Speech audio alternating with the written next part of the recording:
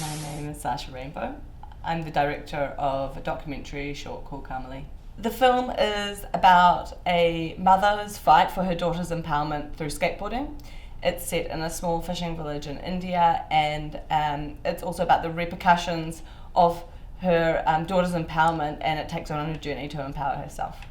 I think that making a short documentary or a short film of any kind is always going to be filled with obstacles. So the whole journey was a journey of obstacles, which I'm really proud of doing, because once you do that. So language, shooting in a country that the language is completely foreign to you, was a big obstacle filming Kamali. What was interesting though is I think somehow it ended up us instinctively focusing on the relationships a lot more. So, where we would maybe have pointed the camera somewhere else, the film became more intimate in a weird way.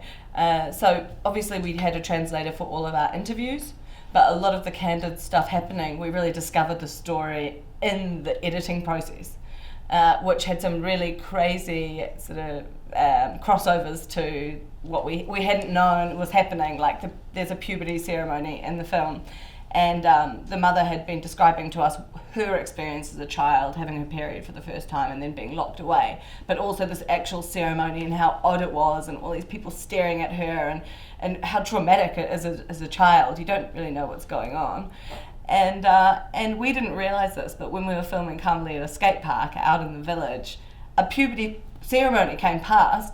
Of course we filmed it. We ran out, we were filming this crazy thing. There was turmeric and water being splashed around with a big camera, so you're like, oh my god. And it wasn't until the edit that we were like, oh my god, that was a puberty ceremony. So the obstacle becomes, I don't know, hidden gems within the obstacles, yeah. I honestly, the experience of Palm Springs has been wonderful. I've been here 2 days so far, and my favourite program was the program that Kamali was in, which was My Way. I knew that I had to do a Q&A afterwards, so I was like, don't cry, but by the middle of the program I just let myself go. It was all documentaries and based on people from all walks of life in different parts of the world, making their own rules for their own lives, and it was incredibly empowering. And the filmmakers that I was with, felt very privileged to be for my film to be sitting next to theirs. So yeah, I'm feeling very emotional and very excited for the rest of the festival as well, to see what else is up. So my friend and I decided that we wanted to make this short film, but we had no idea how to go about it. Well, there's two things actually. Okay, so my experience of making my 2 short documentaries came about because I was already doing music videos, and I had become obsessed with this concept that I wanted to make a feature film about, but I didn't know how I was ever going to jump from making a music video to people giving me $1 million minimum to make a feature. I was like, that's not going to happen. So I was like, well, documentary seemed like a really good stepping stone to narrative.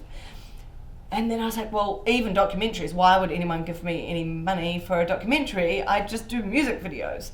So I was like, what if I did a music video that was like a documentary? Maybe if I got the budget, maybe I could shoot some other stuff on the side of that and make a documentary.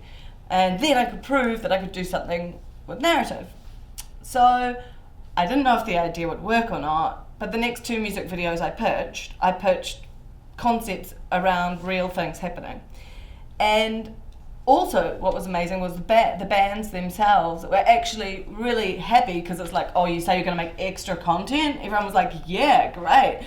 So the 2 ideas, and I always get rejected, they actually got approved, and I was like, is this actually happening? This is ridiculous. I got the crews to stay on extra days without pay, but we covered the costs of the equipment and everything. And in this case, this film that I've got here is like an offset of that. I did go back and film this, but it was part of that journey. What I didn't expect was the music videos themselves would do really well. And that changed my career because people were like, oh, you did something different here, we really love it, and they started giving me more opportunities.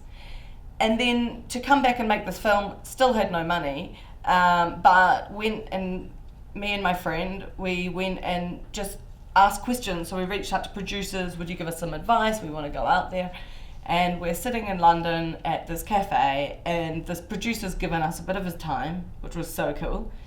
And he sat back in his chair, and he's like, so, you want to go to India and you want to shoot a documentary? And we're like, yeah. And he was like, so just do it. And we're like, what?